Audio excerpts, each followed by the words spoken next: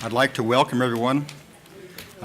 This is the National Wild Horse and Burro Advisory Board meeting, and we're here in Sacramento, and we'd like to welcome those who are also watching us online.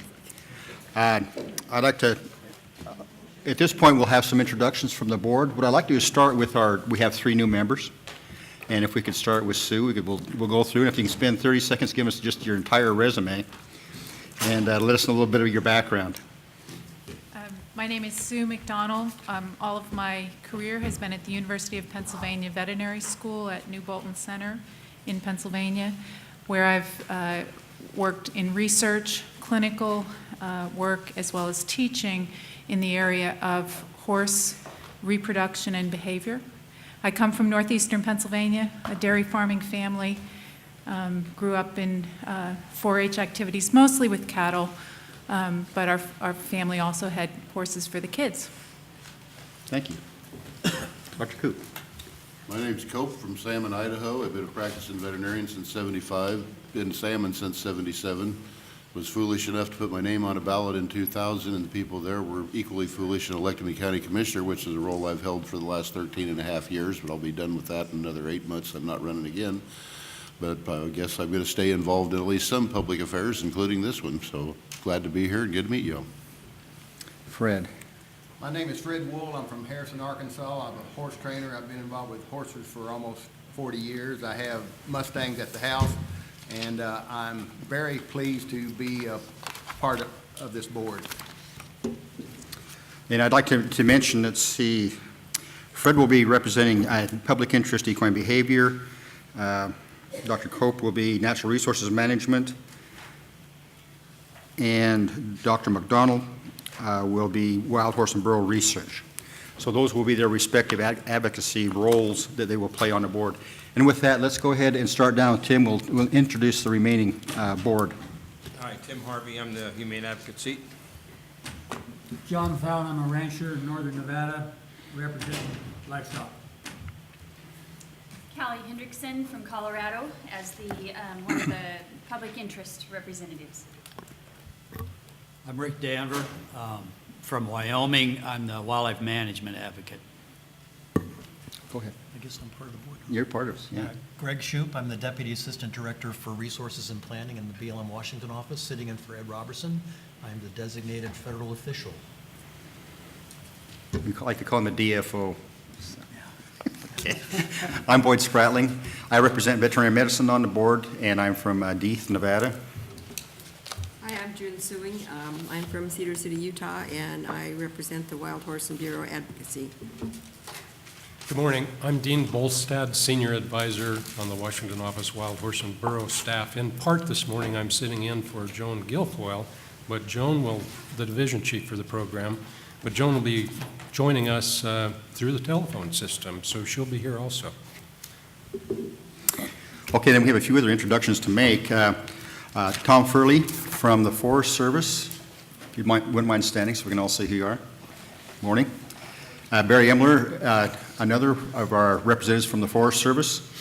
Paul Griffin from USGS, maybe? Not here, okay. Dr. Al Kane from APHIS, veterinarian. Dean introduced himself. Alan Shepard, is he here? Head of the horse program in Nevada. Okay. Jim Kenna, who's the state director in California, and Tom, I'm gonna murder this. Gargash. That's the word. He's the deputy director for resources in the state of California. Okay, Debbie Collins, that back in the back corner back there with the BLM, and Jason Luderman from the Washington office also. He just stepped out. Okay, that takes care of our introductions. Kathy, at this point, we'll have you do our agenda review. So good morning, everyone. It's lovely to see you again, and lovely to meet the new board members. These are always very important occasions. We do a lot of work planning them, and then we just kind of hope for the best.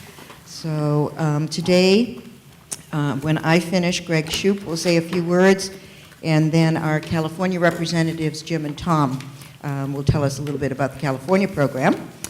We will do an approval of minutes from the last session, and advisory board charter and SOPs. Dean will handle that for us.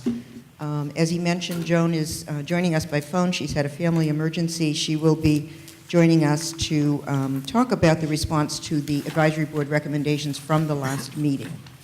So she'll review those with you. Barry Imler from the Forest Service has an informational presentation, and then we'll take a break. Breaks tend to be, well, in this instance, I guess, in an entire half hour, so you can get to do a little commiserating about what you have heard and where we're going. And then Joan, between then and lunch and just after lunch, will be providing a rather extensive program update. Everything that's going on in Wild Horses and Burros world, to bring you up to date on that. Dean will add to that the research update, and that will be at 2 o'clock. And then we will again then only take a 15-minute break. And then our very, very, very important time of the day, when we will have an hour and a half for the public to present to you their views, their comments, their opinions. And we'll talk in a minute about a little bit more about how that will work. We will close at 5 o'clock today. Kathy, will you have a sign-up deadline for comment period? Yeah, we'll go over all of that in just a second. Thank you.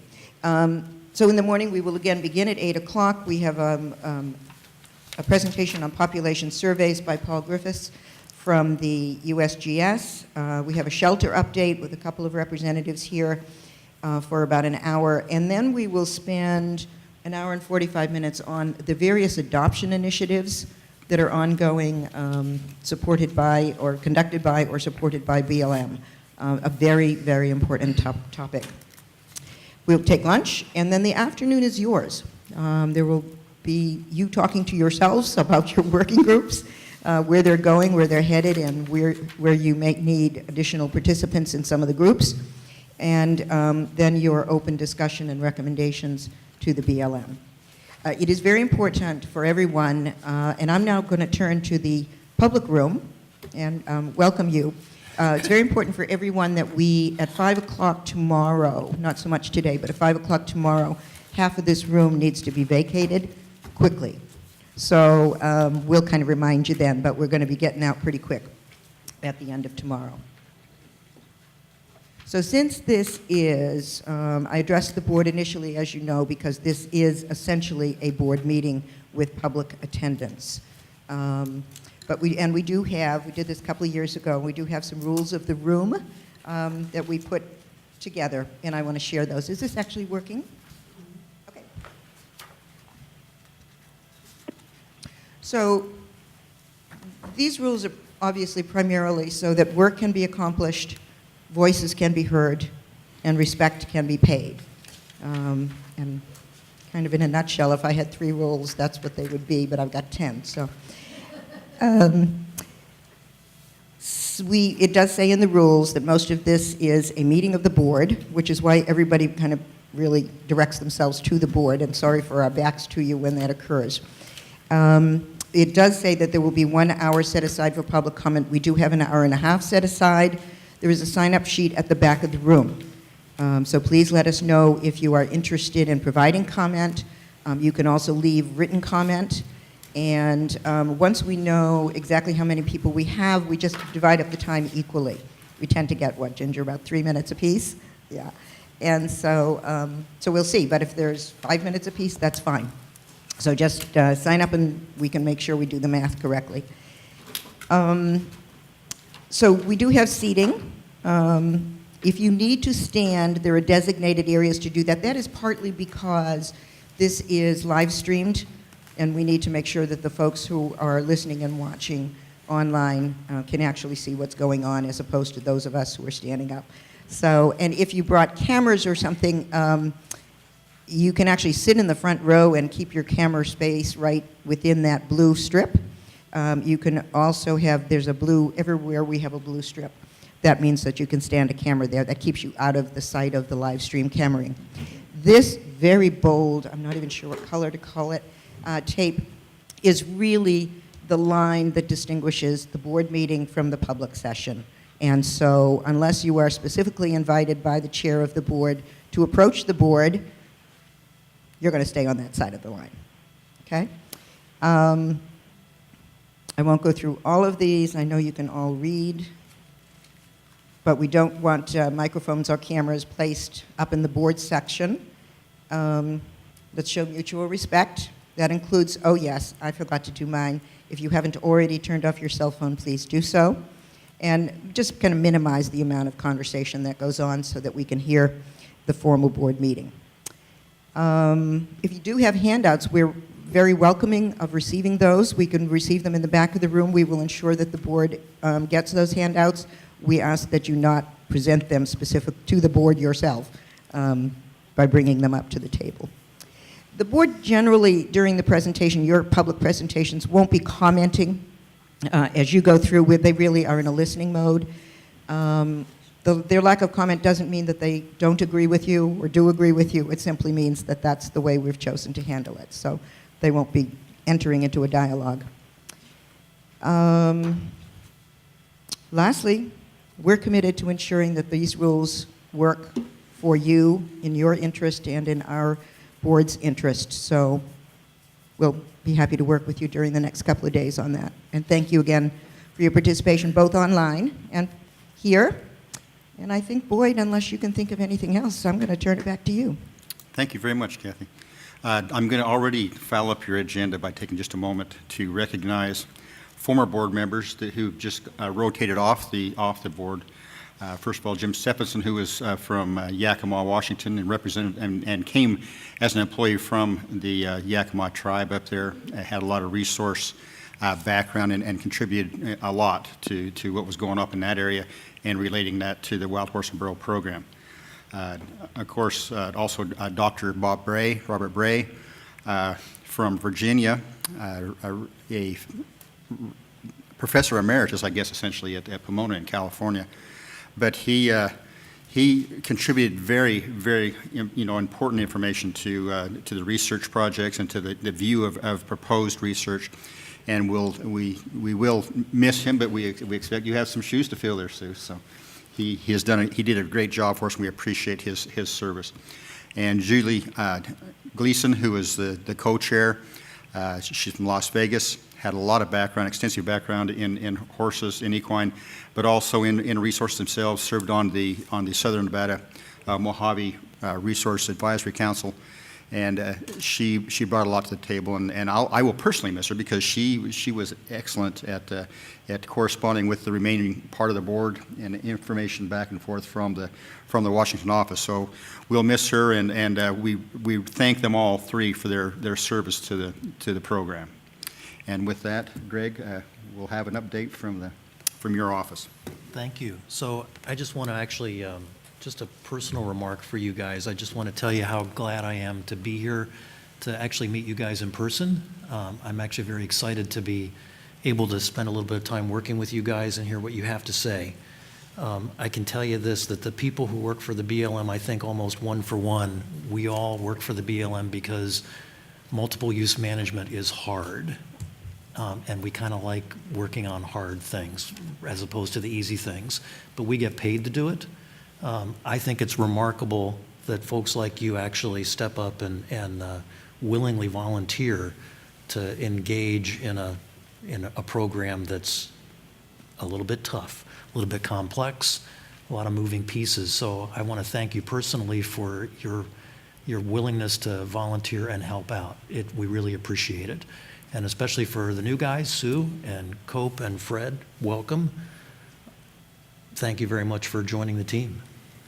So with that, some housekeeping things I just wanted to mention. So I don't know if you all know, if you saw, but we actually have an official new director for the BLM. Neil Cornsey was confirmed by the Senate late last Tuesday. So that's a good thing to actually have the director on board and confirmed, as opposed to acting. His title shortened considerably. He was the principal deputy director, and now he's just the director, so his business cards actually have a lot more white space on them than they did before.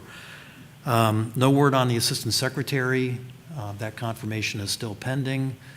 We do have a Secretary of the Interior on board. Sally's been on board and been very busy for months now, but no word on the Assistant Secretary. Sage grouse, just wanted to update you all on where we are with the sage grouse planning activity. We've got all of those plans that we're working through right now. All the comment periods on all of the EISs have closed. So the BLM, the interdisciplinary teams that are working on those EISs, they're working diligently with our cooperating agencies and our partners on the very complicated process of determining what that final proposed plan is going to look like.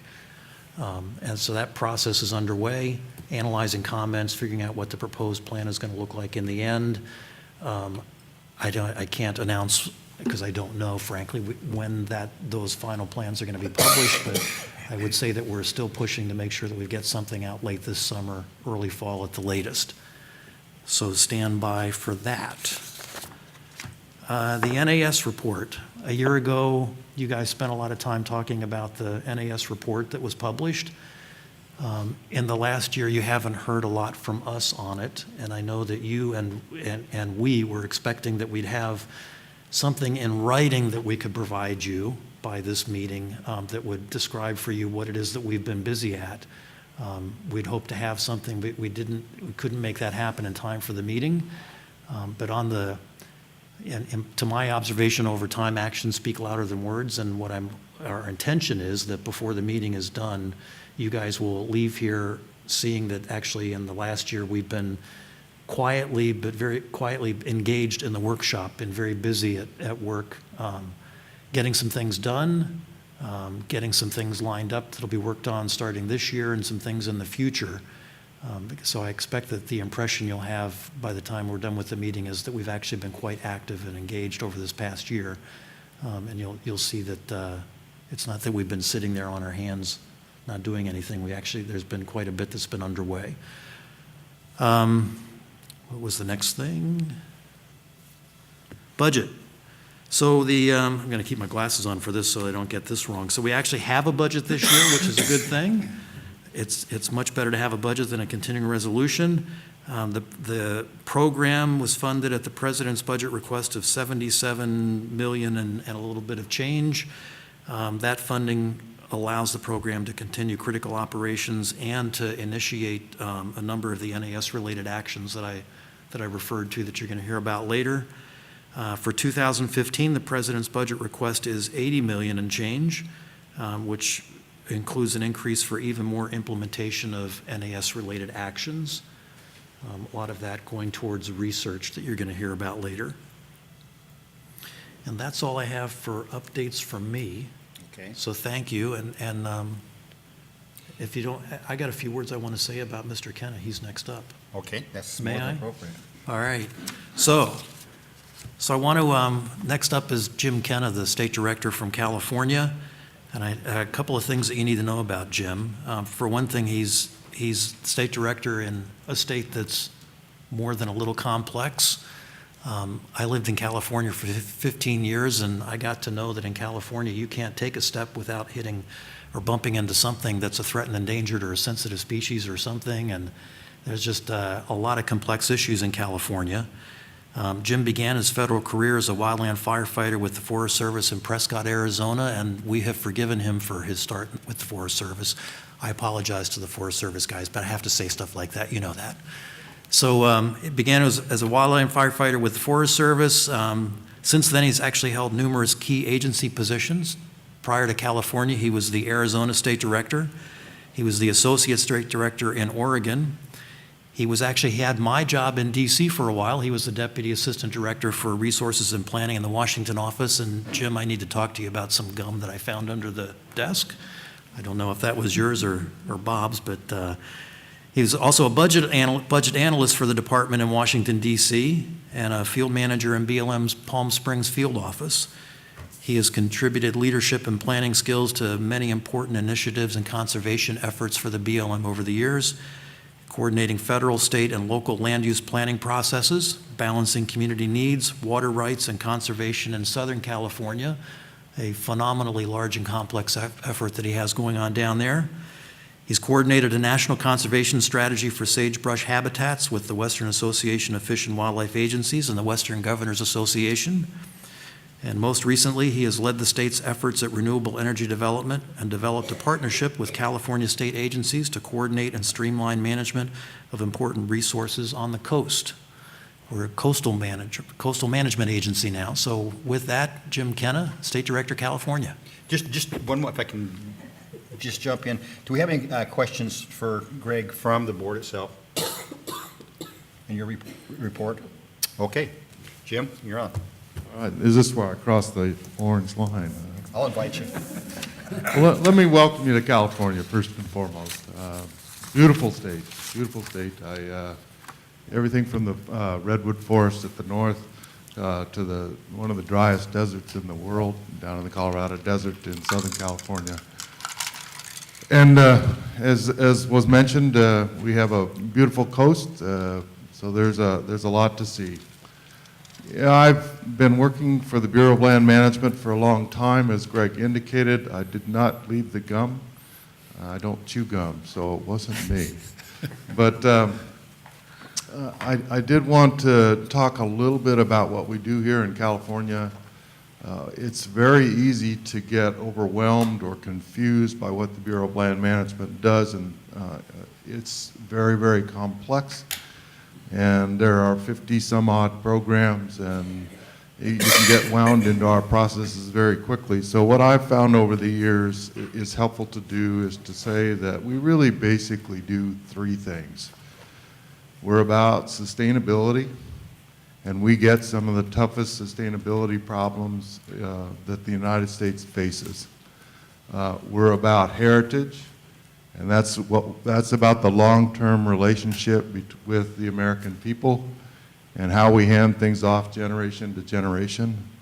And we're about community, because there are things that the American people need from public lands or want from public lands year to year to year. So if you look at any one of our efforts, programs, processes, at its root, you'll find those three things. And certainly wild horses and burros are no exception. There are sustainability questions and issues. There are heritage opportunities, and there are community relationships all at the root of what we do. So I find those three things to be a very useful way to think about what the Bureau of Land Management does in its most basic sense. Let me also say that I talk to all of our employees about three values. First and foremost is service, which wouldn't surprise you, but I wanted to highlight the second one, and that is the integrity of our processes. The processes themselves, the decisions we make in them, and how we behave in those processes. And then the last thing is the willingness to be accountable for what we do and the decisions that we make. So in a nutshell, that's how we think about what we do in the Bureau of Land Management in California. And let me also echo Greg's point. When I talked about the value of service, one of the things that I find impressive about what this group does is we have very, very tough issues and questions that we're facing in the Wild Horse and Burro program.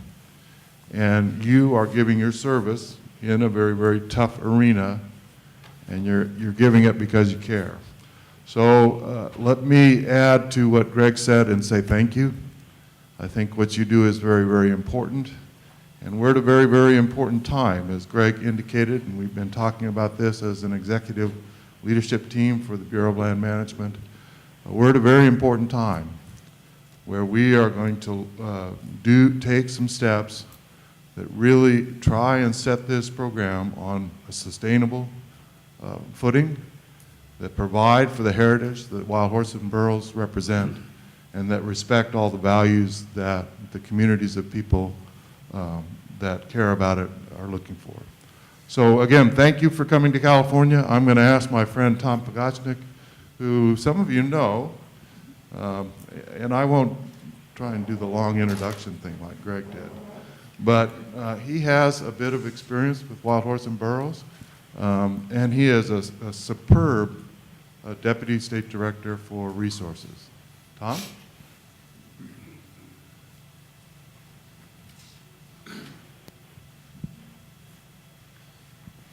I'm going to sit down and do this, as I usually get chastised for not holding the mic close enough. So, is this one on?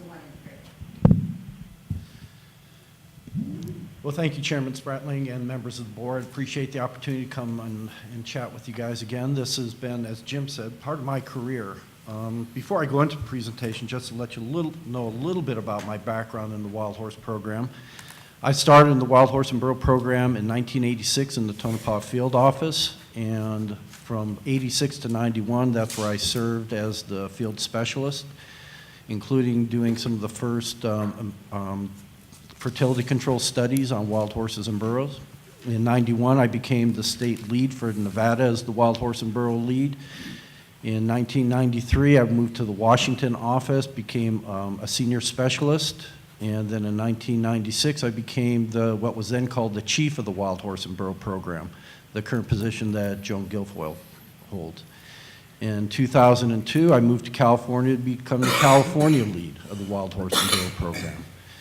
And I served in that position until 2007, until I moved to the deputy state director position, where my life seems to focus more about renewable energy and landscape level planning. But I bring that up because a lot of what I learned as far as partnerships with other agencies, working with communities, I learned in the Wild Horse and Burro program. And a lot of that was working with the board as far as working with members of the public, working with other agencies. And so, but as a wild horse specialist, once you're a wild horse person, you're there for life. This is something that gets into your blood. You never leaves you. So as much as I work on renewable energy on a day-to-day basis, this is a program that's near and dear to my heart. And so I really appreciate the opportunity to chat with you for a few minutes here. Oops. We'll go back to that. Just real quick about California. The California Wild Horse and Burro program is kind of unique in the Bureau of Land Management's program. We have a very large wild horse and burro population. I believe it's the third largest in the United States. It's kind of broken up into two parts. Northeast California is primarily wild horses with some burros. And then Southeast California and the California desert is primarily burros with a few wild horses. Mainly what California's program has been about has been adoptions over the years. California as a state has adopted more wild horses and burros than any other single state in the United States. And up until a few years ago, when the recession hit, California was adopting anywhere from 800 to 1,200 horses a year. And we'll go into a bit about the adoption market. But the other thing, California has a very dynamic and very active public program, both in our advocacy as well as in our volunteers. And we'll touch on that a little bit here in the presentation too. California, as I mentioned, has a number of herds in the northern part of the state. A good part of those herds are actually in Nevada. California BLM manages the area around the Susanville area, and some of that moves over into the state of Nevada. And then in Southern California, we have some scattered wild burro populations, mainly along that eastern border with Nevada as well as along the Colorado River. Now, I'm going to provide this PowerPoint presentation so you don't have to hurt your eyes trying to look at our population data, but this is the populations for California right now. Currently, as with most states in the Bureau, we are struggling with keeping our populations at the appropriate management level. We estimate that we're about 200% of our AML right now. Our numbers in Northern California, we have strong confidence in. We just did some aerial surveys following the USGS protocols as part of the tri-state coordinated effort for census. I will admit that our burro population data is more speculative. Because of the nature of wild burros, they tend to scatter out all over the place, and the fact we haven't done an aerial survey in that area, most of that is based on what we estimate to be the population growth. The biggest challenge with our burros in the Southern California desert, probably more so than wild horses, they don't respect jurisdictional boundaries. And so they go wherever they want to go, and that includes onto national parks, private land, and military withdrawal areas, areas that are not designated for management under the Wild Free Roaming Horses and Burros Act. And so our biggest challenge there is the animals are scattered out. They get onto private property or other areas where the landowners ask us to remove them. But otherwise, the wild burros are very healthy down there. Despite the drought and the high temperatures, that's their adaptive environment, and so they're doing quite well. California has 2 wild horse and burro holding facilities, one in Northern California, the Litchfield. It has current capacity of about 1,000 head, although we have at times expanded that. Currently, there's about 700 animals in there as of this past week. Similar for the Ridgecrest facility, that's about 1,000 head, as well as there's about 650 animals in there. And then we have a small facility in the LA Basin, which is one of our larger adoption markets. We call it the Redlands, and that has 20 animals, or currently has 12 animals in it. Usually we use that for small-scale adoptions or for pickups of animals where we have to do a repossession because of an adoption that's failed. We're also currently just in the final throes of approving a wild horse training facility with the Sacramento County Sheriff's Department, or we call it the Rio Consumis Correctional Center, that's only about maybe 5 miles from here. We were approached by the Sheriff's Office. The person who ran the correctional facility at the time was also a member of their mounted patrol, and he rides Mustangs and wanted to get involved in training wild horses for use in law enforcement.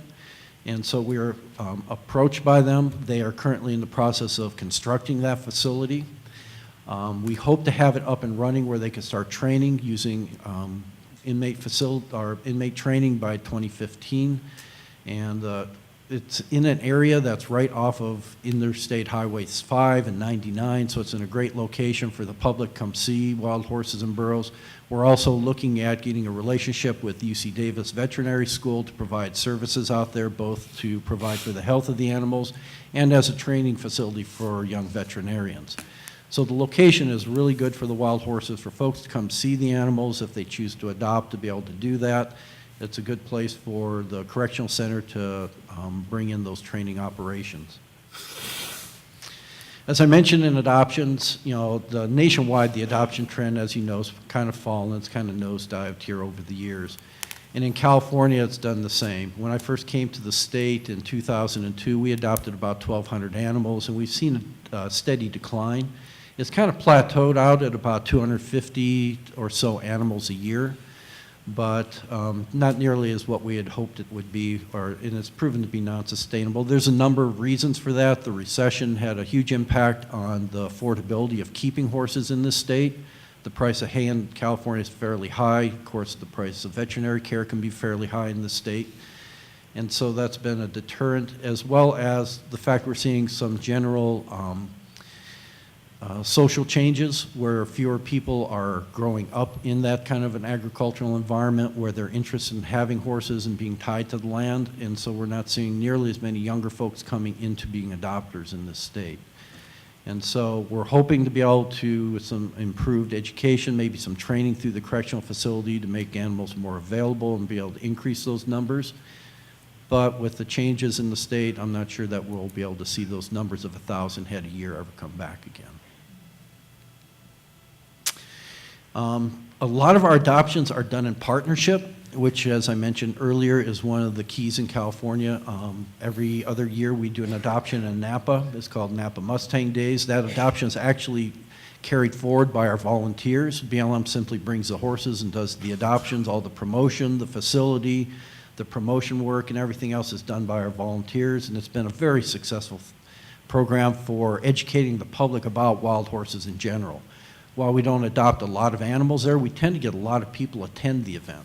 And so people come out with their families to see the Mustangs, to see the burros, and they get to hear a little bit about what their life is like on the range, as well as to see some of the animals that have been gentled and to see how they interact with people in their new lives.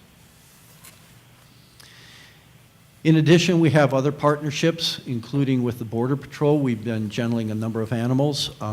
We also, in the state, have in the down 29 Palms is the Marine Corps Color Guard, which I'm sure you've seen at presidential inaugurations. They tend to lead the parade for the Rose Bowl Parade every year.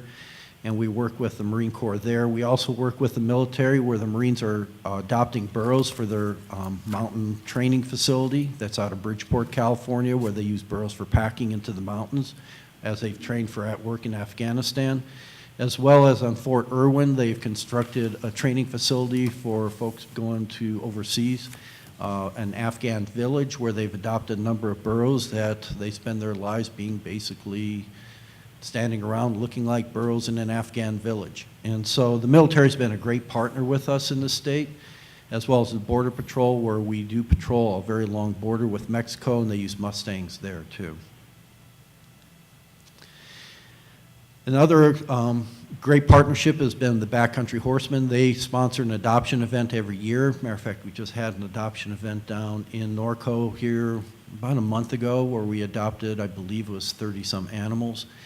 And the Backcountry Horsemen really sponsor wild horses. They use the Mustangs for packing animals into the mountains, and they've done some cleanup work in our wildernesses for us. And so they've been really good at getting out the word about the Mustangs, because they use them, they adopt them, and they've been an excellent supporter over the years. Then also working with our partnerships with the Norco Extreme Mustang Challenge with the Wild Horse and Burro Foundation. That's been a very successful adoption down there. It's kind of hard to believe, but when you get into the LA Basin, everybody thinks of just a massive number of like 25 million people, but that is big time horse country. There's a lot of communities on the edge of the urban area that has a lot of horse ownership, and Norco is a horse town. Literally, they have places in the downtown where you could hook up your horse, you could tie it up, and they're excellent sponsors and promoters of the Mustang Challenge, and that's been a great place every year too. We also, using our volunteers, have been doing a lot of gentling, where our volunteers take younger horses, they gentle the animals, they bring them to the adoptions and make those animals available. It's been very successful in California, and it's really something that the volunteers love doing. At one time, we were doing probably about 20 animals a year through the TIP program. That's fallen off a little bit here recently, as the adoption numbers have fallen off too. We also have a number of education and promotion programs, working with the County Animal Control. They work at education with the public, the Horsemen's Association, Humane Societies, as well as we do a lot of school visits, and as well as community events, going out to county fairs, going to schools, going to other events where the public invite us in. For the most part, Californians are pretty aware of the California Wild Horse and Burro program and have a very favorable view of it. There's always the challenges of, how to manage the horses, and that's great because that creates a very dynamic discussion. But what it results in is a lot of the folks here in this state, which is a large state with about 35 million people, are very familiar with the wild horses and burros. Californians in general tend to be very environmentally conscious, and so are aware of BLM, they're aware of our mission, they're aware of our different resources. And our volunteer program is one of the highlights in this state. It's one of the things I'm most proud of, working with the public. At one time, we had close to 400 volunteers throughout the state, doing everything from promotions, doing compliance inspections, promoting adoption events, as I mentioned, doing wild horse gentling. California had the luxury that we were able to do on every adopted animal at least 2 compliance inspections using our volunteers. So we ensured that those animals, once they went out to the public, before they were titled, they were receiving good oversight. And so our BLM people worked with the volunteers. If there were problems, the volunteers were our eyes and ears. They would go out, work with the public. They also provided assistance for gentling or advice on which veterinarian would work with them. If they needed to find somewhere to border their horses, they would help them find boarding facilities that accepted Mustangs. Again, with the drop-off in the adoption market, we've seen a drop-off in our volunteers. Most of our volunteers came from the farming and ranching community in the state and tend to be goal-driven. And with the fewer numbers of adoptions, there was less of that goal to keep them motivated. But whenever we need them, they tend to come running back and to want to help out because they love the animals and they're always there to do something. And then our school visits. One of the things that we are doing in this state is quite a bit of youth work, trying to get kids out on the public lands. And we have a partnership here in Sacramento with Grant High School. This is a low-income group, and we take our Mustangs and Burros, and every year we've done events to try and educate those kids about public land management, natural resources in general, and trying to get them out on the land, and they just love seeing the horses and burros. For the most part, those kids have never actually touched a large animal before, and one of the real exciting things is to be at that event and seeing those kids slowly reach their hand out and see what a burro feels like, or have a burro sniff them, feel that fuzzy little soft nose, and they're just enamored with them. And so it's been a great educational tool, not just in the Wild Horse and Burro program, but just in getting outside agriculture in general for those kids to see something that otherwise they would never be experiencing. And then what I mentioned, we do a lot of community events. A lot of California has a lot of counties, and we tend to try and get to as many of those county events as we possibly can to talk about the program and educate the public. Usually we get a mix of people who come up who've adopted horses and recount their history with them going back to 1971. Or some folks come up and express maybe their displeasure of how we're managing the horses, and they results in a good public discourse. We learn a lot, we share that information with the public, and then a lot of folks who maybe aren't familiar with the horse program get to see the animals. We bring gentle horses there. Our volunteers are always there to talk to the public about them. And then compliance inspections, we still insist that every animals be visited at least twice during their adoption period. We try and get out immediately afterwards, after the animal's adopted, to ensure the facility is up to standards, what we expect, so we could talk to the adopter what we're going to be doing. Sometime in the middle of the adoption period, we try and get out there, and then also before titling. And so our volunteers are still very active, even though we're not adopting that many animals. Those animals are still getting the best care once they're off the range that we could provide. And then fostering, you know, we still have issues where, especially in the California desert, where burros, this time of year in particular, we have warm days, cold nights. The burros go to the highway to keep warm at night. Bad place to keep warm in the middle of the night is on a dark highway. And so we end up getting a lot of animal strikes, and we get our orphaned animals. Our volunteers are the first ones to step up, take those orphan foals or orphan burros, and they provide care for them until they're able to be adopted. And it's, even though the animals are cute and they're fuzzy, any of you who have taken care of a foal, any type that's bottle feeding them, knows that every couple hours you're up to feed the animal. It's a lot of work, and unfortunately it can be a lot of heartbreak too, because the survival rate of orphan foals tends to be pretty low. But our volunteers come forward, they're always there to help, to make sure that those animals could get the best care possible. And the value of volunteers, you know, it's hard to express it in California because it is a large population. The public is very aware of what goes on here. There's a lot of oversight, and the volunteers are our eyes and ears. They're our community contact with folks in the ag industry, the horse industry, the general public. And, you know, typically BLM every year will collect up how many hours the volunteers work and how much value that is to the American public. And that's kind of looking at it in a very cold statistical method. You know, California typically has over 10,000 hours in volunteer time donated.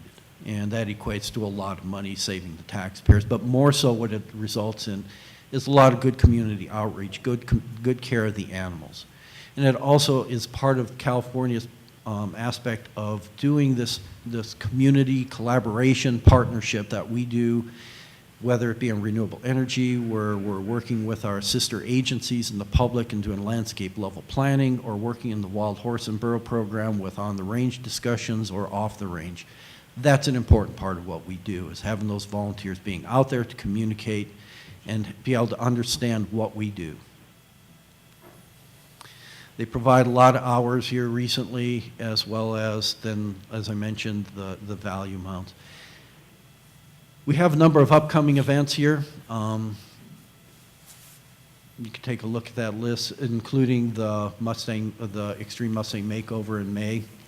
If for those of you who do live in California, it's a fun thing to go see. Like I said, Norco's a horse community. It's kind of an Old West kind of thing. And it's fun to attend. If you're a horse person, that's a place to go. It's hard to believe it's in LA. And then we also have an adoption of Vallejo that's the end of September. Not as many adoption events. Funding has kind of been tough for that, which is why we're very dependent on our volunteers to do those. We still do adoption events at our facilities, but It's really when we get into the community that we're able to promote wild horses. And as usual with the wild horse meeting, you got to have some kind of a video that looks like this. And so with that, I'll leave it open to questions that you may have. Questions from the board? One question I have is on your sheriff department, and that is, are they getting a grant or anything to help them get that program off and running, or are they doing it with tax dollars, or? It's a little both. BLM doesn't build wild horse facilities for our training centers. So the county's taking the funding responsibility to actually construct the facility, and then they operate, as far as the prison guards as well as the inmates. What BLM does is we pay them an animal per day cost, the same as we would pay if they were in our holding facilities, only usually it's at a much lower cost. And so our costs there are just simply moved from, say, Litchfield corrals to the prison training program. I'd like to respond to that in a way, or answer your question. Most of you know that I do also represent the National Mustang Association, and we have made quite a considerable contribution to the building of that facility. So there is public money involved. Reason why I was asking, that seems like a very good program to help market some of these horses after they're trained, and I'm interested in that. Yeah, it really is. And like I said, one of the advantages we had is that the prison director was also a mounted patrol person who rides a Mustang himself and was real interested in promoting it to other law enforcement agencies. We have been approached by Los Angeles County. Their facility we're just in the talking stages there. They have a very large agricultural program down there as part of their prison program, and they're looking at the same thing. But what we'd like to do is get this relationship going with Sacramento County first, and maybe do some lessons learned from that before we go into our second facility. With that, any other questions? Oh, John. I was just going to follow up on what Tom said about Norco. It was listed up there as May 15th and 16th, which is correct. And if any of you haven't been to one of those Mustang makeovers where they take 100 days and train the animal and market it, it'd be worth your while to go, because it's amazing what they get done in such a short period of time with those Mustangs. I noted you have a lot of emphasis on volunteerism in California in the presentation here, and which I want to applaud, because I think it's something the board has addressed on a number of occasions, is the importance of supporting volunteers and donations by, efforts from the general public to help deal with some of the issues around these horses. One of the things that I think is really critical, and as a little sidebar on the demographics of the people that are, you spoke to the issue of the young people not being involved so much with horses, and that's why the adoptions have gone down. The demographics of horse owners, the values have shifted. It's an older crowd. An older crowd, I know myself, I'm in my 60s. I'm less likely to get on and want to, get on a green, unbroke horse. I think some of these programs, these training programs, the key to getting the adoptions back up is to change the focus on the adoptions and be able to provide horses that you can market to the demographic that can afford to buy horses, which is an older crowd. And, so I think the prison programs and things like that are the key to getting the adoption numbers back up, or one of the keys. Yes. The volunteer program, this is something that's very important to me, in that when you go back to where the Wild Free Roman Horse and Burro Act was passed in 1971, it was a public-driven program from the beginning. And it's always brought out a lot of folks, both as advocates or detractors. It's brought out a lot of folks who are adopters, as well as people who want to volunteer their time to assist. And California has been a great place to do that. It's very rewarding for me to work with a number of different folks from, like I said, the ag facilities, as well as urban folks who can't adopt, but still would love to be part of the program. They remember where this program came from. And that's a very strong aspect. Public involvement in this program is critical towards its success. The BLM can manage the animals out on the range, but how we make our decisions, those are social decisions. And you'll find out that, I'm sure you'll hear some of that at the public comment period, that There's a lot of science involved with it, there's a lot of art, there's a lot of social decision part. And so getting the public as involved in what we do as possible is going to be the best thing this program can do. Well, I got a quick question. I don't want to take too much more time on this, but it's something we'll probably address later anyway. But if somebody wants to donate time, money, effort, materials, whatever, do you guys have a standard protocol? Yes, we do. So if somebody, I guess where I'm kind of aiming at is you seem to have a lot of volunteerism in this state. And one of the things that we were discussing a little bit is there a protocol in place that somebody gets back to folks in a reasonable amount of time, for instance, to respond to volunteerism? What have you guys done? Is there something that you can suggest that other states or district offices could emulate to accelerate the process of getting volunteers in the field and utilizing donations and things like that would benefit the horses? Well, we do have a statewide process for doing our volunteers. It's mainly coordinated through our state office to ensure consistency. Yeah. If a person's interested, they just need to contact a member of the BLM in the state, and then they will forward their name on to our state lead, who's Amy Dumas, who's off on vacation right now. But then Amy gets back with them and informs them what opportunities are available. If they want to do like compliance, there's a training program that goes with that. If they would like to get involved in like gentling horses, we do a process to evaluate their skills and ability, make sure they can do it safely and humanely. And so we do have an internal process. California's adoption or volunteer program is a little different than most other Western states because we got a lot of people. Yeah. And so it's easier for us to do that.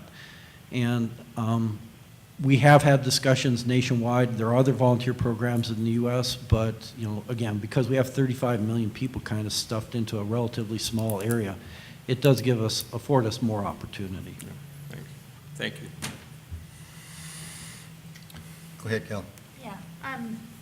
When you talked about the Border Patrol and the different agencies that are using horses, are those numbers included in the adoption numbers, or are Yes. those separated? No, they would be included. They adopt the animals.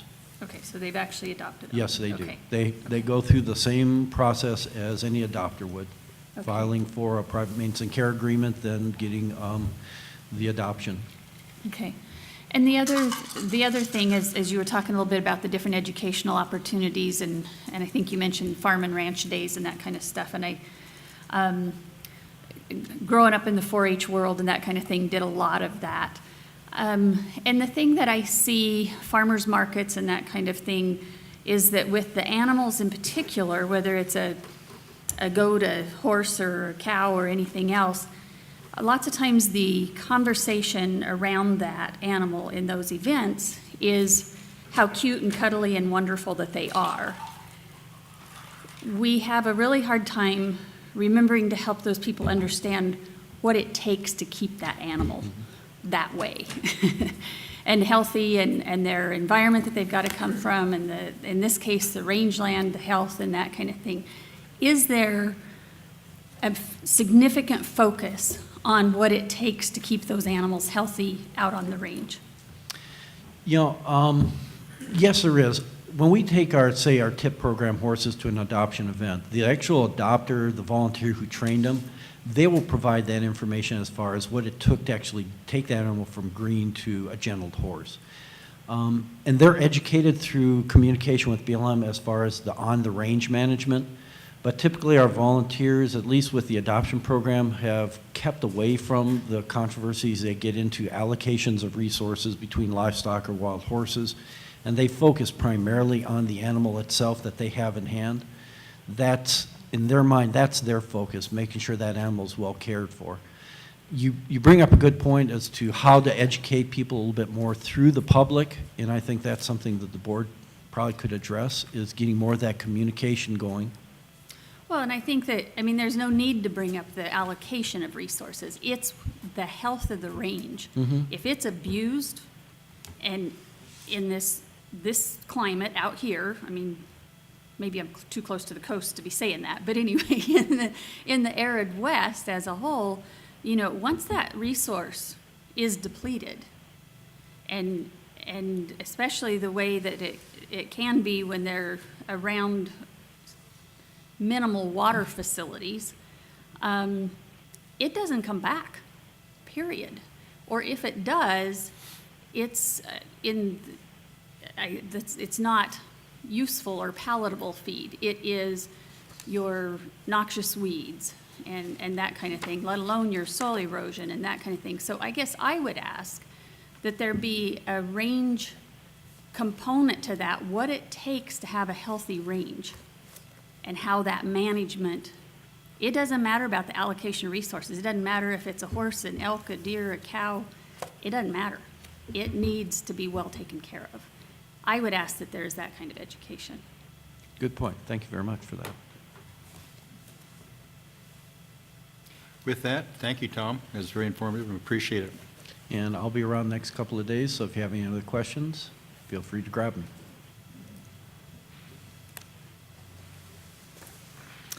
Okay, next would be the approval of minutes from the last meeting we had in Virginia. I assume everybody has read all of it. I have to say and commend Mike for a great job on the minutes. I mean, they're very professionally done and very, very complete, so I'd like to extend that thanks. Any comments on the minutes? Good job. Any corrections? None. See how well he did? I With, so move we approve. and I think by consensus, we'll accept those minutes and approve them. Okay, Dean, I guess you're up next. We're going to have a discussion, advisory board charter and standard operating procedures. Thank you, Boyd. This is going to be rather brief. As some of the older members would remember, our charter is a 2-year document that charters the board, and it will expire on July 22nd. That was the date it was filed in 2012, so it'll expire on July 21st, 2014. So it's time to start thinking about whether or not there are any desired changes to the charter. We have a few suggestions for the secretary, and it is the department's document to charter the board, but I know we would welcome thoughts you have on suggestions for changing the charter. So you might have a brief discussion about that now, but we only have 10 minutes, so you might save that for discussion tomorrow afternoon when you have your big block of time. The second document under tab 3 is the bylaws and standard operating procedures. This is the board's document, and what is in it is at your discretion. So those are the two things that are there for consideration by the board, and any suggestions you might have for changes. Okay, so with that, we'll go ahead, and any comments we have, after we've had a little time to talk with one another, we can make our recommendations tomorrow afternoon. Yeah, if you have any, and Okay. any suggestions for changes to these. Is there anything in there that the Bureau is intending to comment on? Changes it from your perspective that we'd like to hear about, or? No, I don't think so, not in a major way. The one thing I noticed is there's no stipulation in here anymore about when the board can convene as to whether a quorum is required or a majority is required. Past, we've operated by majority, but that would probably be a good thing to have in here. And that would go into the charter as opposed to the SOPs? Yes. Okay. Go ahead, Callie. I guess just, and I don't know, I haven't spent that much time working with charters and so forth, but oftentimes that kind of thing is in a set of bylaws, and so I guess I'm seeing this as bylaws and standard operating procedures. But I agree, we need to have something that tells us when we can and when we can't make decisions. I'm going to restate what I said. I said it should be in the charter, but it should be in the bylaws. Okay. So the charter really commissions you as to what your duties are. And there's about 6, 7 things listed there under Part 4, description of your duties. So you might review those, and I think it pretty much covers the full scope of program. You're here to advise the secretary on the administration of this program and its policies. So it sounds like maybe the conversation, the questions that we might have would be better for tomorrow. I think we can ask the questions now, but our recommendation on anything would come tomorrow afternoon. Okay, okay. So I guess, so I will ask some questions.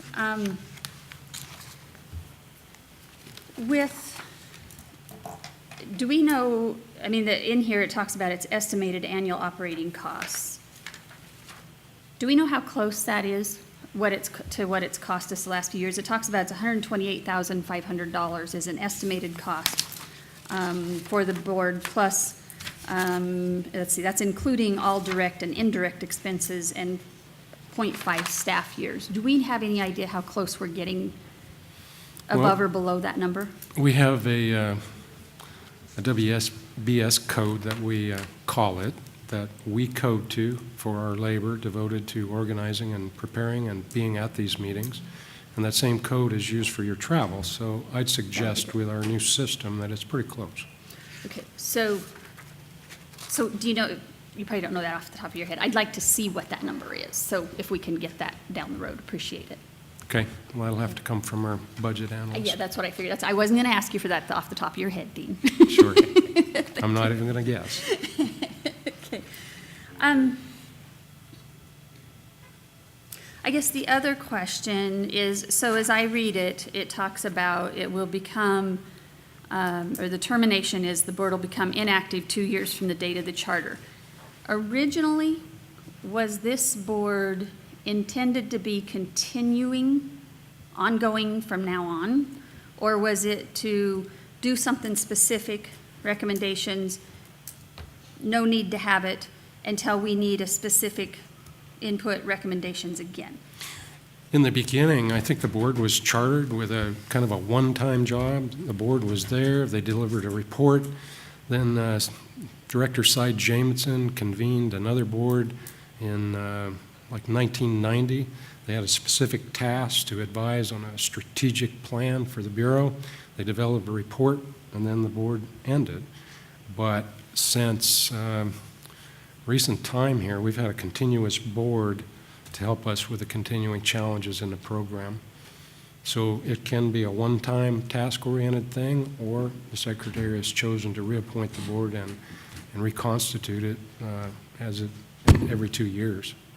So it could be either, Callie, to answer your question. Okay.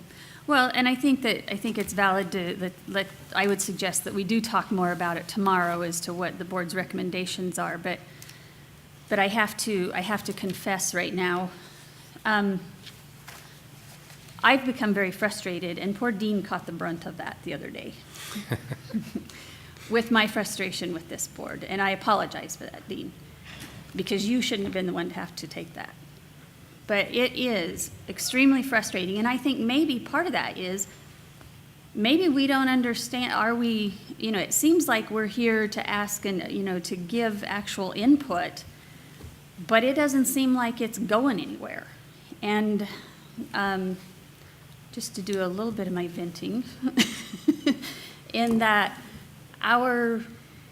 this board over years and years, even before me, as I went back and looked at these notes, have made some really good, sound recommendations, and we're going the opposite direction right now. And that's pretty frustrating. And so when I vented on the minor issue that I did, it was really over the frustration of the entire program and how the board is being used. So I would appreciate the opportunity to really spend some time delving into this tomorrow. Okay. Cool. Thank you, Mr. Chairman. A couple of things I've noticed.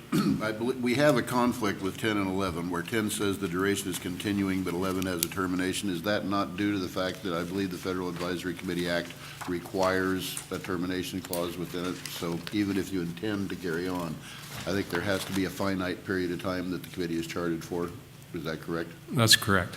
The other one, though, under Section 4, I've never seen one that was so specific that didn't allow the agency to actually expand upon the role of the committee. So I think it would make some sense to put in somewhere between E and F, other issues that may arise, something on that order. Because as it is now, it essentially says specifically the board may be directed to, and you've got 5 things, period. So if another issue arose that would be suitable for the board, it appears that it's actually not allowed under this particular charter. So that might be something you'd want to consider recommending tomorrow. Any other thoughts or comments on the charter or SOPs? Thank you, Dean. You're welcome. Okay, with that, how are we doing with Joan online or hookup? I am right here, Boyd. I've been listening all along. Oh, man, we can't get away with anything, guys. Okay, I think Joan is the division chief for the horse program, and she's going to give the BLM response to the advisory board recommendations from last meeting. Yes, thank you, Boyd. I hope this works for you folks. I will tell you, I'm watching you online as well as on the phone, listening. But there is a several-minute delay, so the voices and the faces are not matching what I'm hearing, which is real time. But anyway, I'm there, so Boyd and Greg, I can see you now, and if you give me a signal to if someone has a question, I won't get the signal for a couple of moments. So we'll make this work. Good morning, everyone. I am sorry that I am unable to be there for this meeting, very sorry, but I did have, as Kathy mentioned, a personal family situation come up that requires me to be with a family member. But I'm going to do my best to communicate with you this way, and I appreciate Dean acting for me, sitting up there and handling things when I am not able to be listening in the whole time. And I also appreciate there's a lot of great BLM folks that I work with there who are going to make this all work very smoothly. So, Boyd, before I go over the recommendations, I just wanted to say welcome to Fred and Cope and Sue. I think I've seen each of you on the screen, so I know what you look like, and I look forward to meeting you in person. And I, too, wanted to thank Jim and Robert, Ray, and Julie for the work that they did for us for the last 3 years.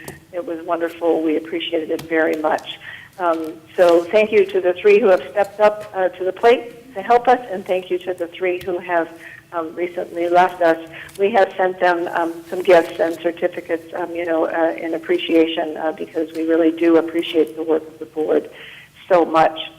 I wanted to mention for everyone that there of course is an ever-revolving set of opportunities to be on the board, and sometime later in FY14, the next 3 vacant positions, opportunities for people to serve, are going to be the advocacy position that June holds right now, the veterinary medicine position that Boyd holds right now, and the public interest position that Sally holds right now.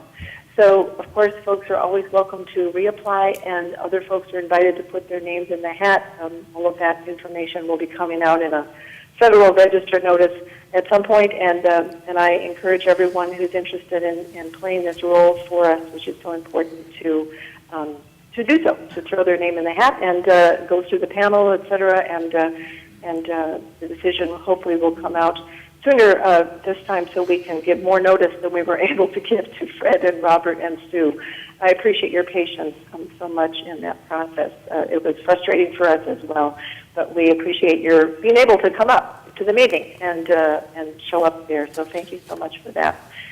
I wanted to tell you, Boyd, I will later do my normal thing, run through the book tabs, talk about program updates that we have been doing for the last, since September. But right now I'll just go into the recommendations that you all gave us in September and update you on some of those. So if folks want to go to your tab 4, which is where they are listed, and I can't see the board right now, so I'm not sure. I presume you've got your books in front of you and you can go to that tab.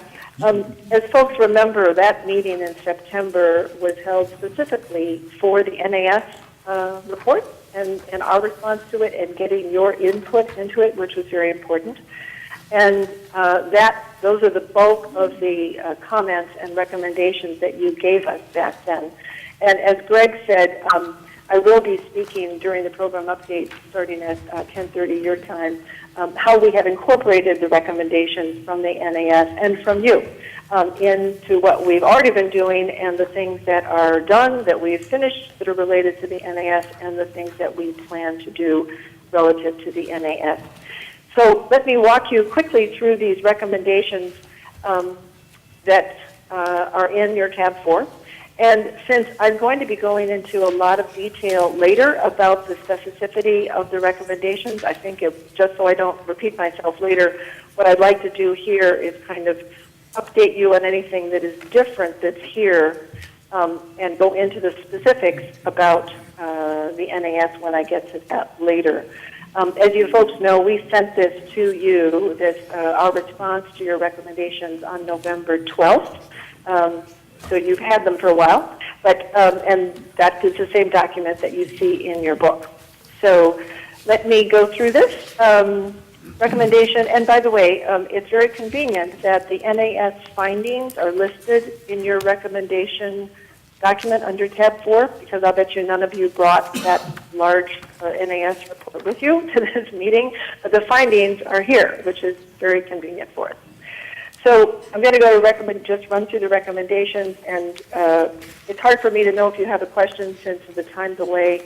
Boyd, if you say something, and then I'll know if I hear you immediately or if it's... So you can interrupt me. We were just having a problem here with the Cope that didn't have a tab 4, so I was occupied. I have a tab 4, but there's nothing in there. Okay. No, so you... Tab 4 is, it should be in your books, and the title of it is BLM Responses to September 2013 Recommendation. So how many people don't have the recommendation? Okay, so 3 of them don't have the recommendations. Is everything okay at your end? Can you have something to look at, folks? Just a moment, Joan. We're trying to get Someone, if you can still hear me? Joan, just a moment. We're having just a... Very good. I'll wait. You find it? Take a look under tab 2 at the back. Sue found hers there. Who doesn't have one? Cope. There it is, right there. Here, okay. Looks like they found it. We got it. Okay. The recommendations, yeah.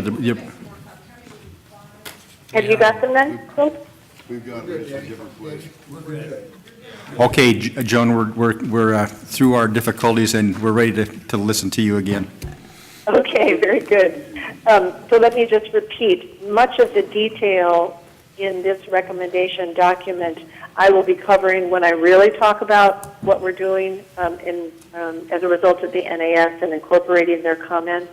So I don't want to duplicate my comments to you, so I won't go over it in specificity here, but I'll hold that for when I really talk about the NAS, which will be in my program update, if that's okay. So what I'd like to do is give you some of the important changes from what you were sent in November. That's my plan. I hope that works for you. So recommendation number 1 was about accepting the findings, and I just wanted to update you. Our response was we definitely accept the findings in principle, and it says here lack of available funding as part of our response. I just wanted to update you. For FY14, we were able to get funds to implement nearly all of the recommendations that we accepted from the National Academy of Sciences, so very happy about that. You'll be hearing about some of that in the agenda. Dean will cover some of it in his research report, Paul Griffin tomorrow, and the population survey, et cetera. I'm very delighted, though, that we have funding to implement most of the NAS recommendations. And in FY15, we have also, the draft budget is that we would get nearly $3 million for specifically NAS implementation. So the funding question has been a bit resolved since November. Recommendation number 2, I'm going to give you three categories, and you could jot them down here if you want, because when I really talk about the NAS, they will be useful to you. Recommendation number 2, our response to that one is we are doing that, and it is ongoing. This is the National Population Estimate Report. Recommendation number 3 is a lot about population surveys, and I'll briefly tell you under our response, we are revising existing policy. That's ongoing. We have already entered into an agreement with the U.S. Geological Service, which is speaking with you tomorrow, and we are looking at some population dynamic studies and demography as an ongoing thing in terms of research.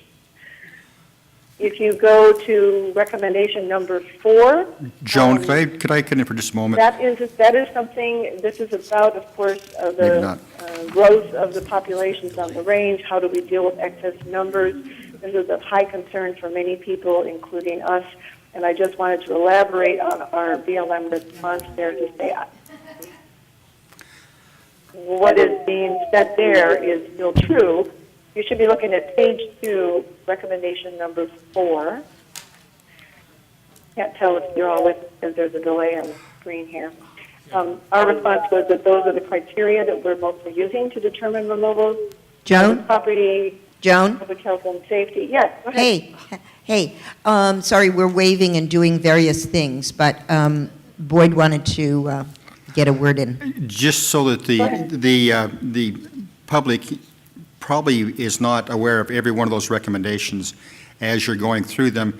So perhaps you could be a little more specific as to what the recommendation was, and then go ahead and give your response. You bet. I can do that, Boyd. And by the way, the camera is not on.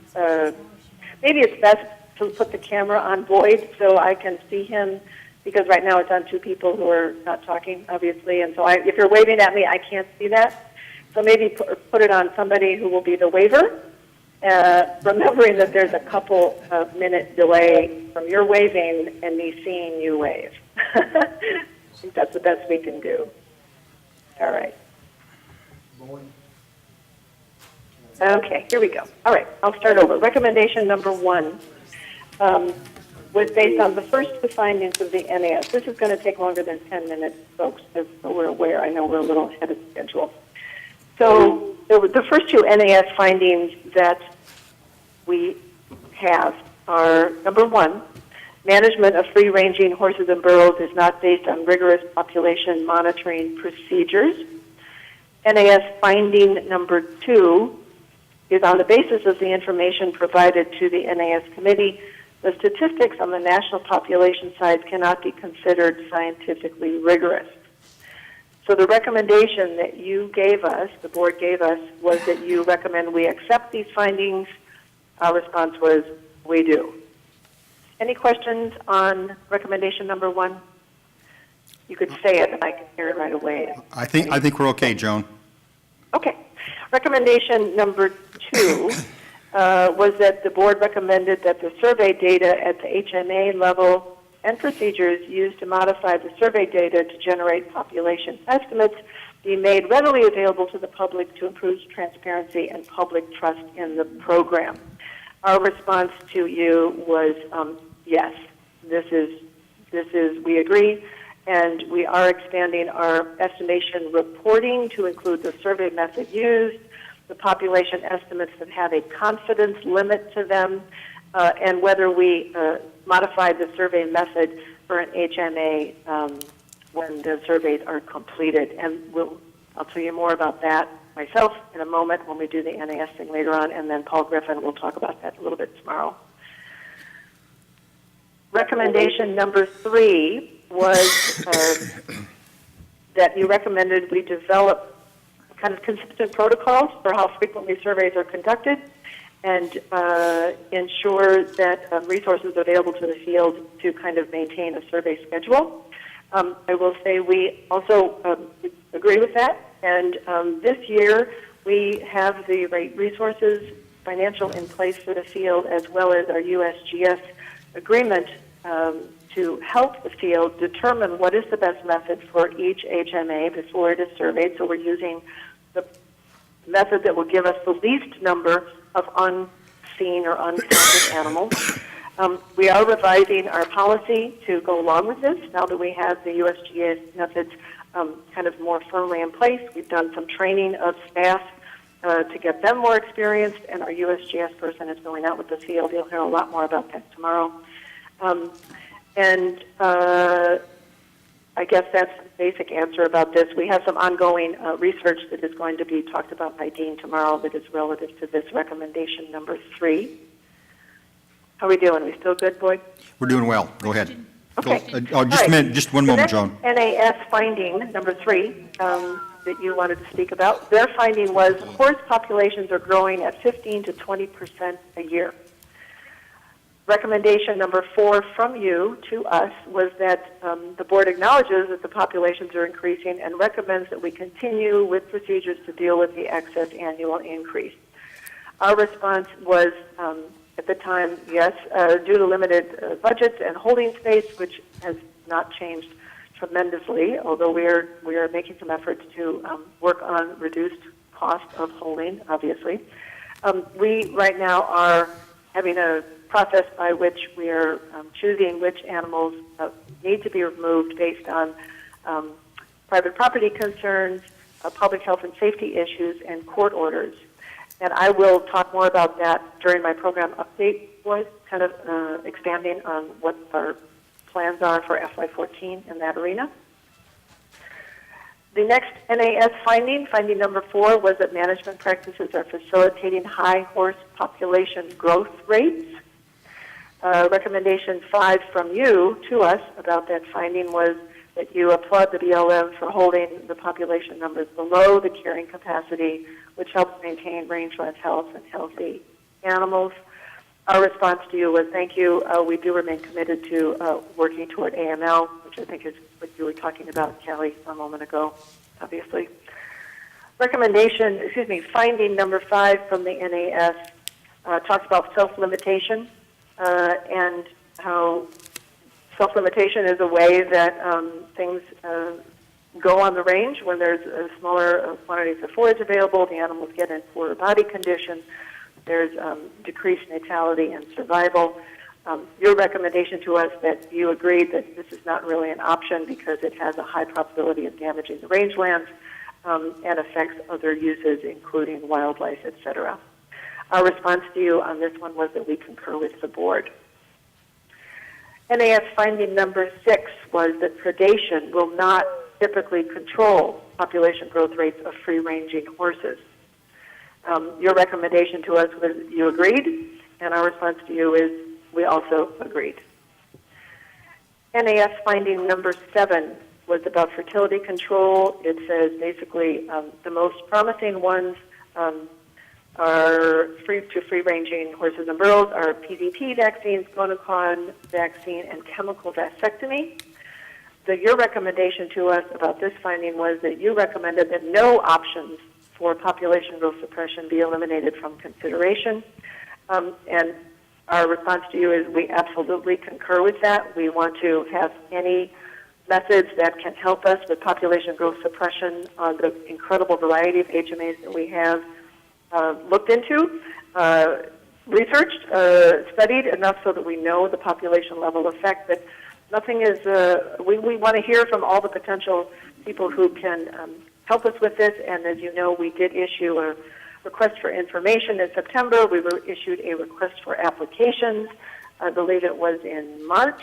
And I think the responses for those we'll talk more about. I think it's another 6 weeks, I believe, when the due date for all those proposals come in. We're very excited about what we may get from a variety of universities, pharmaceutical companies, other researchers. So that's very exciting. And I will say, Boyd and Tim, and I think it was Jib Stevenson, the ovariectomy proposal that you gave us, I think a year ago, we're hoping that we get some, and I think we will get some ovariectomy, spay-neuter kind of options here. So we're looking forward to that. Should I stop for any questions, Boyd? Well, On anything I've said so far? I'll tell you what, let's hold our questions till the end, just because of the difficulty in going back and Okay. forth on the phone. Does that sound fair? You Okay, bet. let's do that, Joan. You bet. So your recommendation to us is that we get going, continue to get going, and that we try to have a field implementation at a large enough scale to figure out if it's successful, which is kind of what I just said. We do plan on putting this out there, so we will, under the context of research, so we will know that the tool we are going to be giving to our managers actually works. Our response to you is we concur. NAS finding number 8. Management of equids as a meta-population is necessary for the long-term genetic health of the animals at the HMA or HMA complex level. You recommended to us that you agree with that finding and asked us to use it to introduce non-reproducing components of a population, and our response to you is that we concurred. NAS finding number 9 was about phenotypic data that has not been recorded and integrated. There's some other sentences in there, but basically you did not comment on this finding, and so there was no recommendation to us on finding number 9 from the NAS. NAS finding number 10 was about the WinEquus model and how we can improve its use and its transparency. You recommended to us that we continue to use it, but that we ensure that data is put in specific to each HMA. Our response was that we will become more transparent by disclosing the parameters that are put into the WinEquus model and how we use those results in decisions. I think Dean may have more to say about that in the research update. And your second recommendation about the WinEquus model was that we provide more training for specialists in how to use it, and that has been going on. It is one of the ongoing things that we're doing is more training for our folks on how to use the WinEquus model and other potential models. Got a few more to go here. You gave us a lot of recommendations, so bear with me here. NAS finding number 11 was a more comprehensive suite of models that could help BLM address the challenges, kind of what I just said. Your recommendation to us is that we continue to use WinEquus and also look at other ones. And our response was, pending availability of funding, we will definitely do that. And I think Dean, as I said, will have more to talk about that during his update. NAS finding number 12 was about the Wild Horse and Burro Management Handbook not having enough specificity in it to guide managers on how to approach getting AML. Your recommendation to us was that we revise it in some specific ways. Our response to you was that we do agree that it needs to be revised, and that is something we are working on with our field folks, is looking at how we can do that. The NAS finding number 13 was also about the handbook. It doesn't clarify the legal definitions that are somewhat in the law, such as the definition of ecological sustainability. You felt you'd already addressed how you wanted us to handle that in your previous recommendation, which, as I just said, we are going to work on that relative to the handbook. NAS finding number 14, how AMLs are established and monitored and adjusted is not transparent to the public, supported by science, or amenable to adaptation with new information. You said that you had already addressed this finding as well, and that we were going to adjust our AML process. Recommendation number 15, NAS finding number 15 was about the public understanding and interest and process by which people engage with us on our management decisions. Your recommendation was that we work with stakeholders to develop forums for more open, honest discourse and transparency. Our response to you was that our transparency is already high, and the effect on the public trust seems to be somewhat unchanged. There's a certain amount of people out there, a certain percentage, that seem to just not want to trust us, kind of no matter what, despite how much we share information. We're committed to trying to do all we can do to improve that, but we're not sure all of that can actually have 100% progress. And also reminding folks that we do have public participation through NEPA. I will say, though, that we are looking at some socioeconomic research that we will fund as a result of the input from the NAS, and we'll get into that later.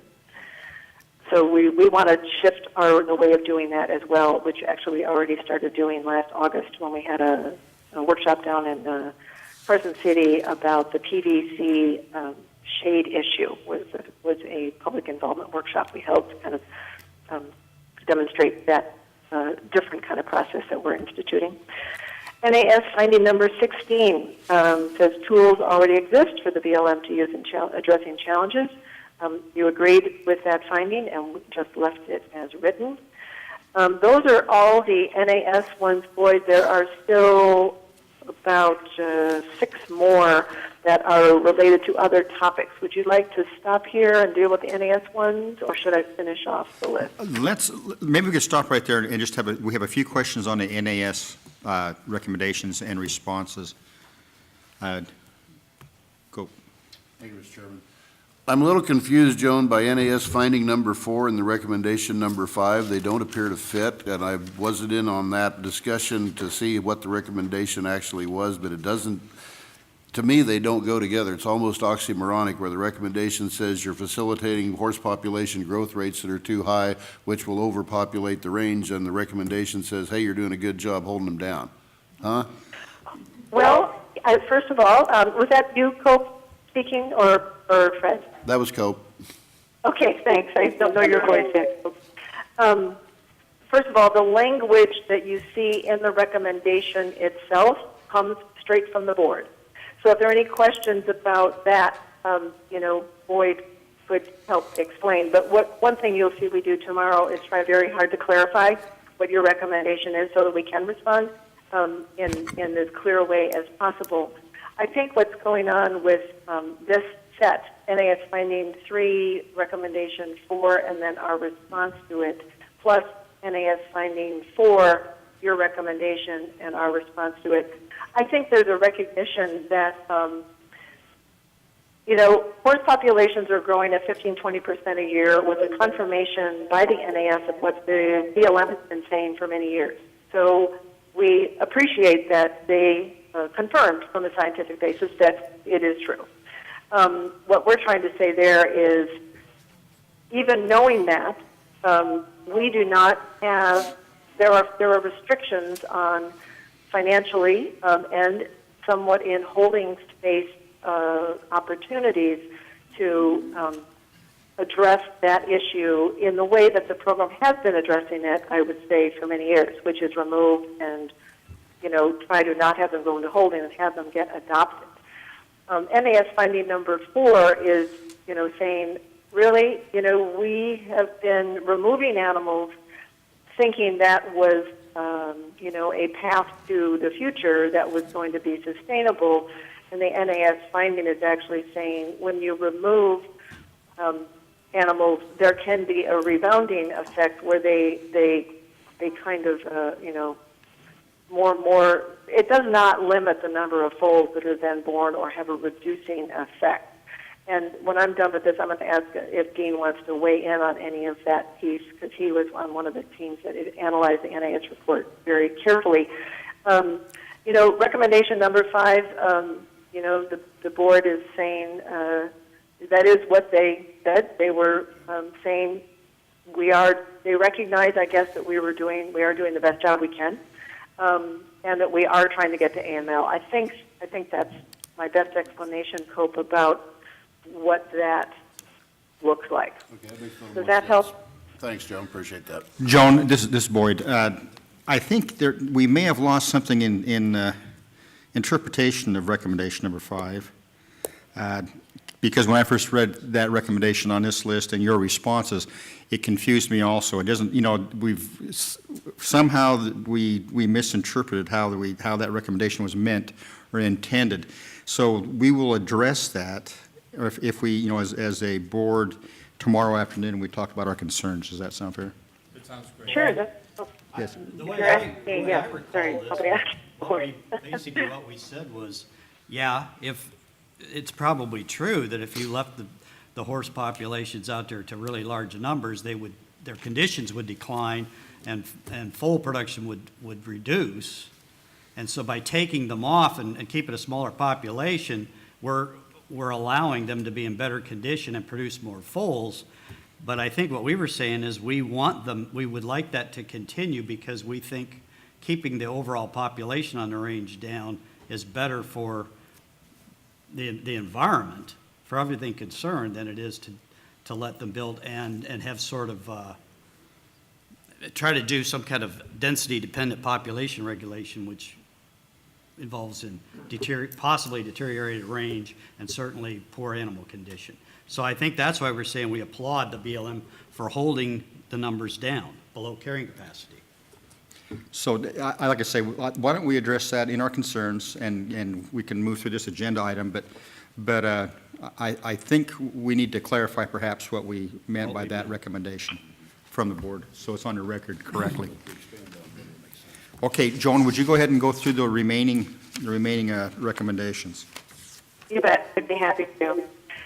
All right, so we are at recommendation number 16, which is on page 5 for the board. And all this information is posted on the web, by the way. So I don't know if people in the room have iPads or something, and they can be seeing this too. It's a Word document, so it's not pretty, it's just language. Okay. Recommendation number 16 was about that Dr. Bray replaced Paul Durbin on the herd area repopulation board formed working group. We accepted that recommendation, but of course now Dr. Bray is not on the board, so that's something, Boyd, that I'm sure you folks will want to address, tomorrow is whom else you might want to have on that working group that you formed. Recommendation number 17 is related to sage grouse,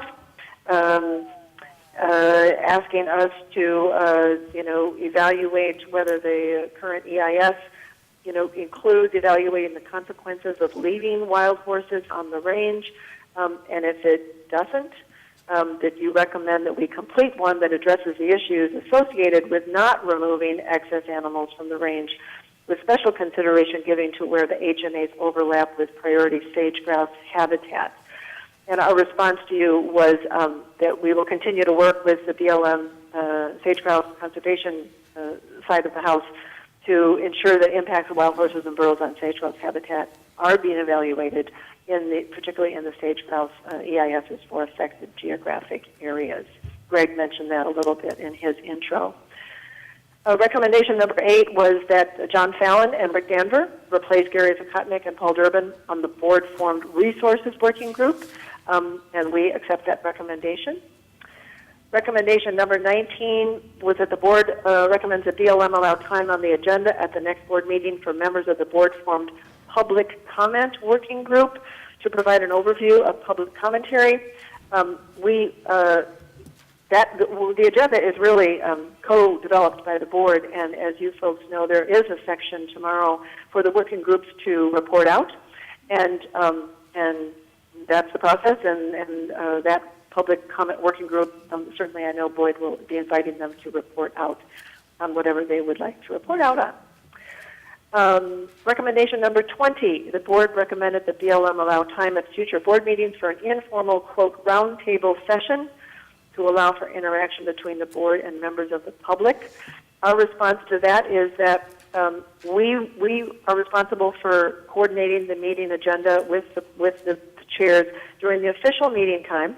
And if the board wishes to have an informal roundtable after the official meeting has ended for the day, that is certainly their option. BLM folks, though, will not be required to attend an informal roundtable session. In the past, I think some of you know, those sessions have turned into, kind of attacking BLM employees kind of individually and seeking to get, looking for ammunition with which to not really engage in working with us, but kind of working against us. That has been That was my experience, definitely, of the last time we did this. We haven't participated, we haven't had that kind of a session that the BLM folks have been involved in since then, which I think is fine, but if the board wants to sit around and talk with folks, that's their prerogative completely. And recommendation number 21, the board recommended that we establish a consistent timetable for board meetings. You suggested April and October. We accepted that recommendation, and as I think you know, we have chosen April and August for the 2 months of the year that we will have our meetings, so that you can plan for it.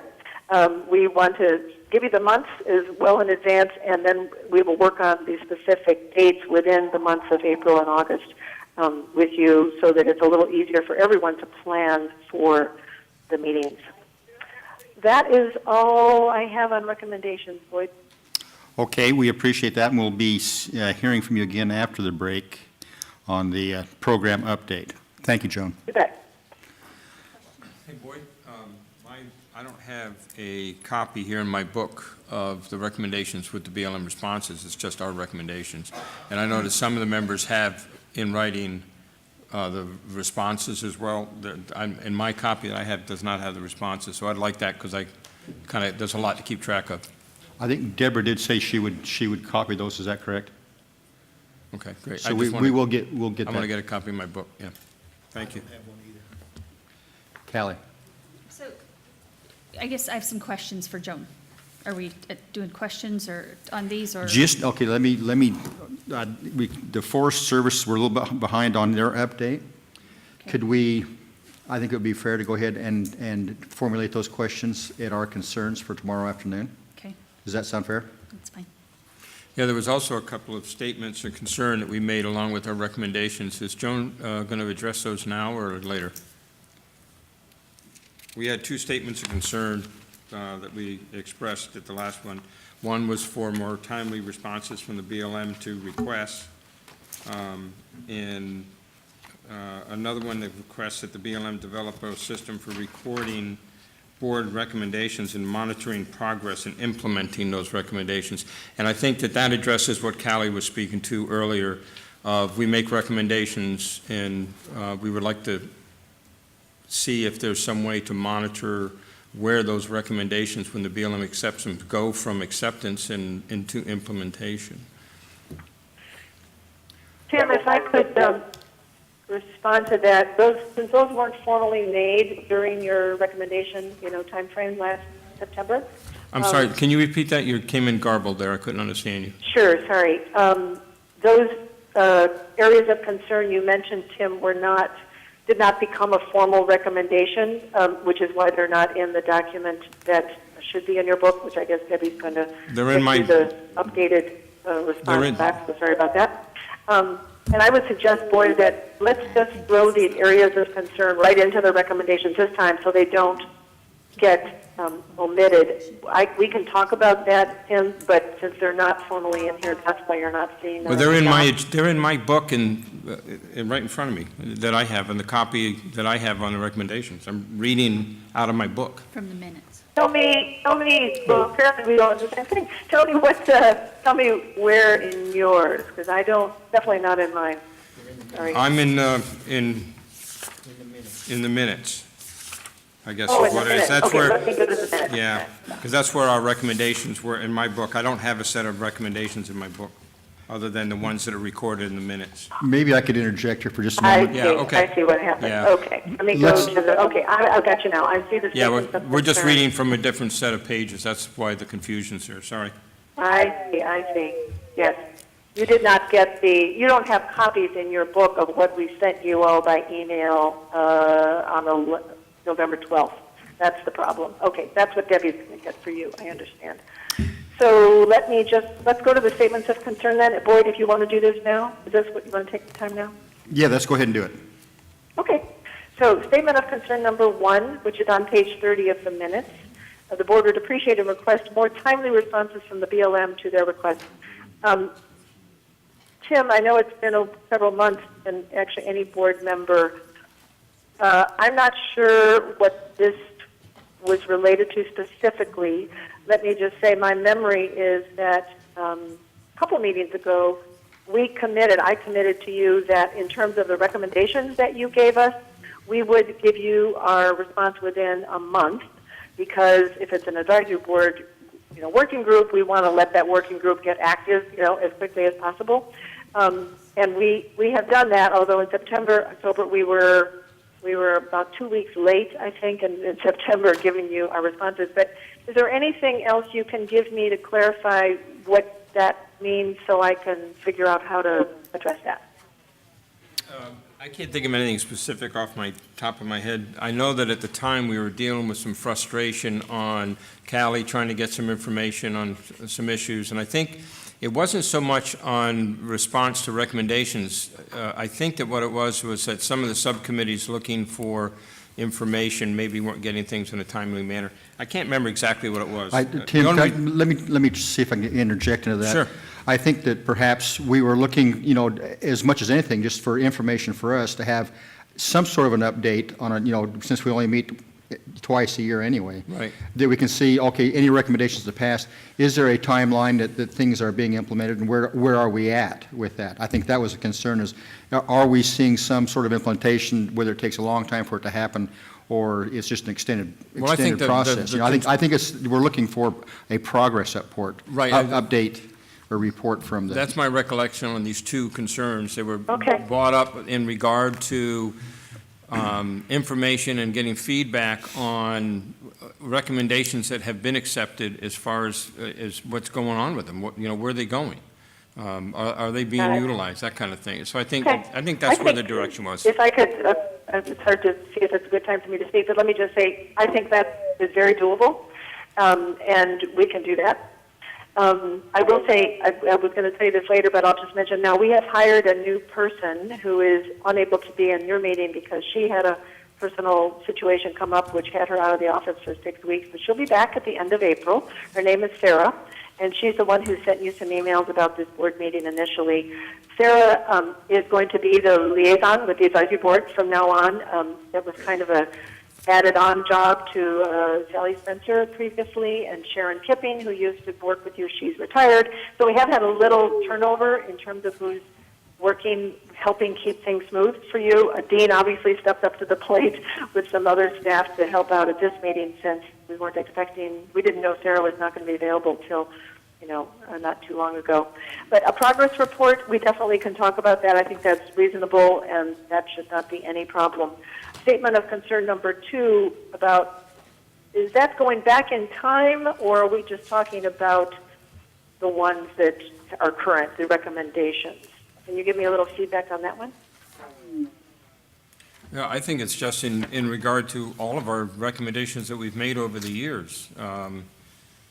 We've made a lot of recommendations, and a lot of them have been accepted by the BLM, and I think that it would be very helpful for us as a board that at times feels very frustrated. I think we feel a lot of the same frustration that some of the public does. It just seems like, it's such a big wheel to get turning in a different direction. It would be very helpful for us energetically, I think, as much as anything else, to know that some of the recommendations that we have made that have been accepted is perhaps just some examples of or some updates on their implementation into protocols or activities within the BLM, within the program, that they're actually being utilized. I think that's what it really comes down to. I think that's very doable, particularly with Sarah on board as a new lead for this. Let me just also say that, there are often, I really absolutely agree with keeping you informed more regularly about where we are on some of the progress in these things and how to do that. I think we can figure that out and make that work. Okay. Sometimes, I'm sure you all recognize that, the recommendations and what we would like to do, including the BLM, just turn out, some cases, not to be able to happen instantly, or the wheels in motion, as you said, Tim, to turn, a program, in a new direction, to adapt to amend, to reform some areas. All those things they do take time, and I know you all realize that it's a big bureaucracy, but that's just one of the realities. But I really think we can keep you better informed more regularly, other than just twice a year, about kind of where things are and how we're doing with some things you're interested in. Well, I realize that the BLM is like steering a super tanker, but eventually, when you turn the helm, the ship will answer the helm and move in the direction that you're steering it. Okay, And that's kind of where we're going to see. Yeah. That's Okay. all, just an indication of where we're going. Okay. Thanks. I think one of the concerns we have right now is probably our agenda and our timing. And Joan, because you've engaged the board so effectively that you're going to have to share your time, your hour and 15 minutes after the break with the Forest Services update. So we'll take our Okay, you bet. our break right now. Does that sound fair? And can I say something just You before you do? most certainly. Okay, so two quick things. One, your break just changed to 20 minutes. Okay? And that's going to help us. Okay. And Brian will come on, Barry will come on immediately afterwards. Reminder to everybody here in the room, there are sign-up sheets in the back. The public comment periods begins at 3 o'clock this afternoon. It will run for an hour and a half. We need you to sign up before the break at 2:45 in order to be on the list, because we need to calculate the time and all of that. So you have from now to then. Looking forward to that. Enjoy your break. We'll be back in 20 minutes. Okay, so we'll be back Please. here at 10:20. Correct. Okay, thank you very much. We'll take a break. Thank you. Ladder thing.